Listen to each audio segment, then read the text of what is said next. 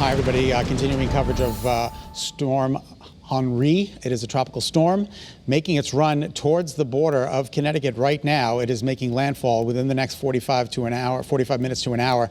As you can see, the track there, 60-mile-an-hour winds, and then it kind of tracks right through Connecticut. So you're going to have to deal with some very heavy rain and some gusty winds. It's not into Massachusetts until 8 o'clock tonight. So it's a slow mover, and it's going to be bringing us copious amounts of rain and wind. Now, the wind is to the east of the center of the storm. The heavy rain bands are going to be to the west, but right now we are dealing with some very heavy rain where there is a flash flood warning in effect for New London. You're going to take a look at some very heavy rain there. Mystic, Stonington, Groton, Long Point, Gales Ferry, Montville. You've got the bright, vivid colors there on up into Norwich and Preston. So be forewarned. Remember, you don't want to drive through any water that you don't know the depth of it. Again, flash flood warning in effect there. Wyndham, we take up a little bit further to the north. You've got it in Hebron, Lebanon, Marlborough, Colchester, some of the bands of heavy rain, and then they continue to cross from southeast to northwest. We've got some moderate rain coming down in other parts of the state as well. Don't be fooled. Just to the south of Waterbury in Prospect, we've got a little band of shower activity there, and also in parts of northeast Connecticut, northwest and southwest Connecticut as well. You've got some bands moving through Sharon, and let us know what you've got at Weather3 at WFSB. We'd love to hear from you. Danbury, you're also not out of the mix with some moderate rain coming down along 84 at this hour. All right, for more on the headlines and the look at the wind gusts, now 53 miles an hour out of Groton. Melissa, that's pretty intense. Yeah, we were at about 45 miles per hour a little while ago, now up to 53 miles per hour, and just over the border we've seen gusts around 60 miles per hour. And we do think that the storm is basically starting landfall right now across coastal Rhode Island. So a little bit earlier than anticipated, and certainly we are feeling the effects. And here are the wind gusts for the rest of the state: 32 miles per hour right now in Meriden, 33 miles per hour in Chester, Bridgeport 29 miles per hour. Same thing with Windsor Locks and Hartford, and our winds have basically been out of the north so far, and that's kind of a good direction for us in terms of the storm surge. So we're definitely seeing rough and high surf out there. You've been seeing Lauren all morning showing that. So the worst is really now until the evening hours. We were saying kind of the peak of the storm, 11 a.m. to about 5 p.m., and that's where we're at. We're going to continue to see the rain move on in, rain bands all across the state.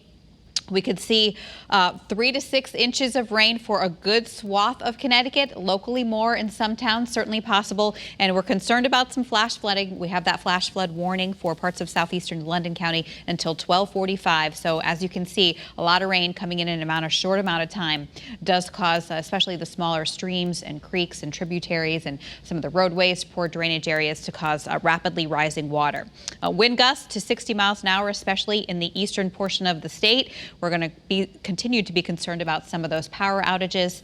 And here you can see on the wider picture, the center of the storm just now looks like it's kind of moving over Block Island. Yeah, Scott, right into portions of coastal Rhode Island. Really unbelievable, right? You can see it there. You can see it like the center of the storm kind of moving right on in.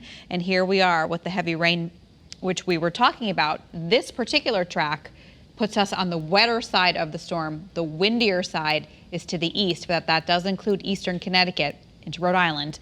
Yesterday, you were probably watching us yesterday kind of preparing for the storm. Yesterday morning, the forecast track was to make landfall somewhere in here between around New Haven and Milford. So it's a considerable shift.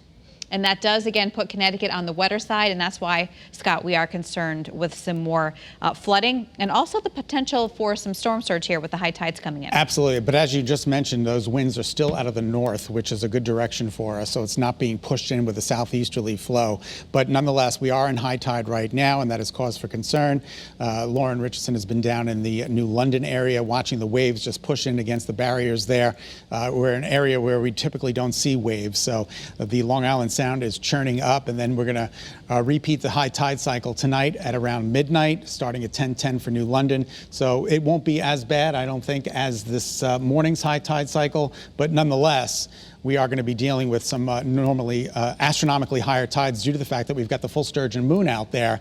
And that, unfortunately, is joining up with Tropical Storm Henri. All right, these are some of the projected wind gusts that we're expecting during the day today. Melissa, look at this, 48, 43.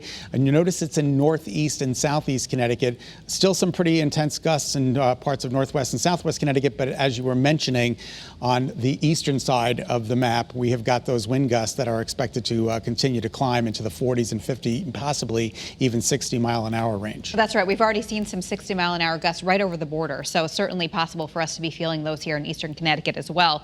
And so this area shaded in red and purple particularly is the area we're most concerned about in terms of power outages through the day today. That's not to say that it can't happen in western Connecticut, but the risk is lower there. So again, these are some pretty strong wind gusts, and we'll be dealing with these throughout the afternoon. Things will calm down as we head towards the evening hours, but it's going to take some time. Even at 5 o'clock tonight, we're still dealing with gusts around 35, perhaps 40 miles an hour before things kind of taper off later tonight. So 8, 9, 10 o'clock, the wind gusts go down considerably. And on Futurecast, really paints a good picture of what we're expecting. Between now and noon, the radar really fills on in, which is what we're seeing out there right now. And those tropical heavy rain bands continue to move across the state through 4, 5, even 6 o'clock tonight.